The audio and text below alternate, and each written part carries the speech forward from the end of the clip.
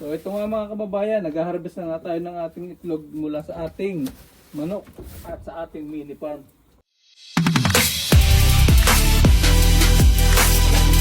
What's up mga kababayan, kamusta kayo dyan? Kung ano man ang tatanungin nyo ay okay lang naman. So Sunday, time check 1:30 PM. So napakaganda nga ng panahon ngayon dito sa aming lugar, dito sa Prince Edward Island, no? Napakaganda ng araw. Maaraw siya pero medyo malamig. So yan, no. So ito yung ating mini farm, ito yung ating barn, ito yung ating bahay.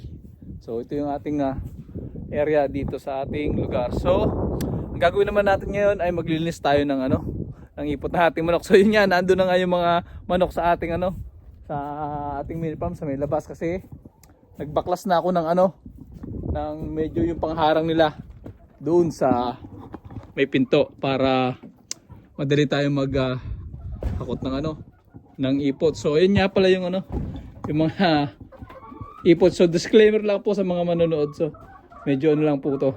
So sa mahina sikmura dahil almost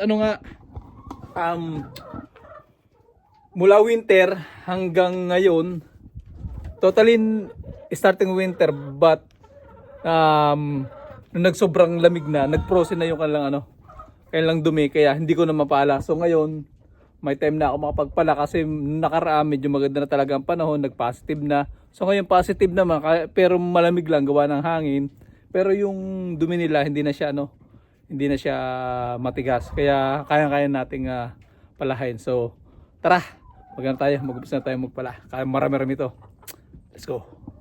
So bago nga pala tayo mga kababayan mag-start magpala ng dumi ng ating alaga. So ito nga pala, tatanggalin ko na to.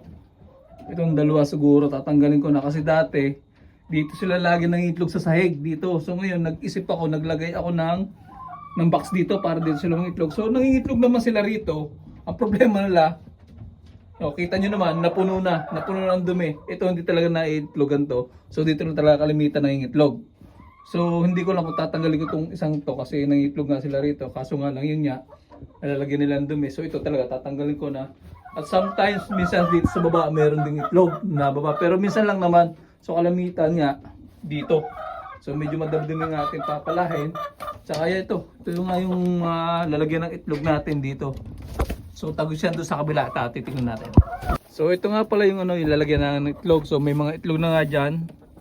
Yan yung itlog nila. So mamaya na lang natin harvestin yan pagkatapos ng ating gagawin. Pagkatapos natin magpala, so meron din dito sa baba. Tsaka yan. So bale everyday nangitlog sila ng 13, 14, 12. So iba-iba, depende rin sa nila. Siguro sa hormones ng nila, ng katawan nila kung ilang beses sila mangitlog. So yan, umpisa na tayo para magpala. So sabak na to mga kababayan. Ito nga mga kababayan, nag-umpisa na nga tayo maglinis dito sa loob. Tinanggal ko lang yung mga patoka nila at saka yung inuman nila ng tubig. And then naglagay na nga pala ako ng sako dyan para lagyan ng ating dumi ng ating ipot ng manok. So yan, tinatanggal ko at talaga napakarami nga pala ng yan, ng naipon nila. So almost 5 to 6 months nga pala naipon na yung yung manok na yan. So pag mag-aalaga nga pala ng manok, talagang kailangan mong magtiyaga, sakripisyo din, lalo na pagka winter. At syempre, shoutout nga pala sa bayo ko, sa Edwin Elik na naggumawa ng ating mini farm dito sa Manokan. So yan, balik nga pala ulit tayo sa pag dadakot ng ating dumi ng manok. So medyo marami nga pala yung naipon ko dyan. I think maybe 10 to 12 na sako yung ating nagawa. And then yan, medyo yung mga manok natin napakakulit. Talaga namang medyo nahirapan din tayo pagpapalagawa nila. So what's up mga kabayan? So tapos na nga tayo magpala ng ating ang ating dumi ng ating manok. So yan na siya. So medyo malislis na ang ating kulungan ng manok. So bali magpapalang tayo, maglalagay lang natin yung mga patuka niya at saka maglalagay rin tayo ng tubig. Ito nga pala mga kababayan yung nahakot natin mga dumi ng ating manok.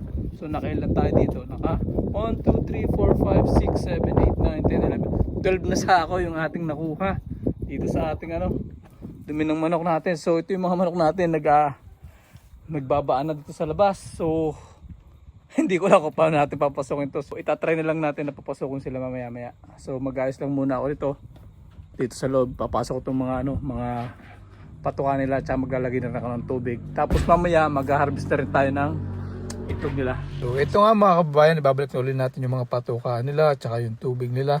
So naglagay na nga rin pala ako ng patuka uli. Pinuno ko na rin yung 2 balde. And then ito, nilinis ko rin yung inuman ng tubig nila. At ito lang muna yung pansamantalang inuman nila. So yun mga kababayan, tapos tayo maglagay ng tubig dito sa inuman nila.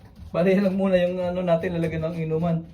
Kasi yung dati nasira, yung binili doon ng bayaw ko sa online. Dito yung ating patukaan. Siya rin yung bumili niya, siya rin gumawa niyan. So pinuno ko na rin yan.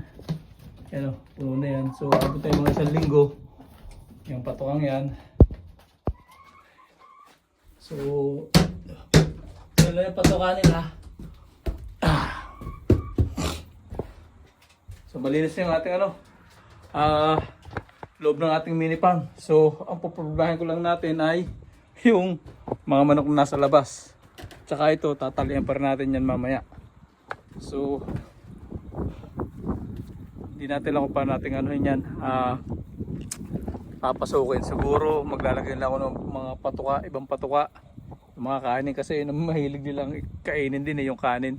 Bahaw. So mag-harvest muna tayo ng ng ating itlog bago natin papasokin yung ating yung ating mga manok. So ito nga mga kababayan, nag-harvest na tayo ng ating itlog mula sa ating manok at sa ating mini farm. So may nangingitlog ko pala rito isa, may nakaupo pa. So yan, everyday nga pala tayo nag-harvest ng ating itlog. So napakalaking tipid natin sa ating itlog. Tsaka syempre libreng ulam na rin para sa atin. Tsaka minsan pagka sobrang dami nga ng ating itlog na nakukuha at naiipon, may pinagbibili rin natin to sa ating kapwa Pilipino dito. So mura lang pinagbibili ko rito, sa 30 pieces ay $11 lang itong nagbibili natin. So isa sa store medyo mahal plus tax pa. Kaya makakatipid tayo. Tsaka siyempre libreng pagkain na rin para sa atin, libreng ulam. Kaysa laging bibili tayo ng itlog. So mahilig din naman ako kumain ng itlog kasi nga nagbubuhat din ako. Kaya kailangan ko rin ng source of protein. So medyo nakakatipid-tipid din tayo. Kaya yung pagkain lang nila yung binibili natin. So tapos tayo mag-harvest at ito nga pala yung na-harvest natin. Hindi ko nabilang kung ilan. So okay na to. So yun nga mga kababayan, tapos na tayo mag-harvest ng ating itlog. And then tapos na tayo maglinis ng ating mini farm. So papasukin ko lang yung mga manok at saka maglilinis lang ako ng konti doon sa may labas para maayos. So sana wag niyo kalimutan mag-subscribe at suportahan yung maliit na channel ko dito sa YouTube dahil bago pa lang tayo sa YouTube. So yun lang mga kababayan, ingat lagi tayo lalo na sa ating mga OFW. Salute!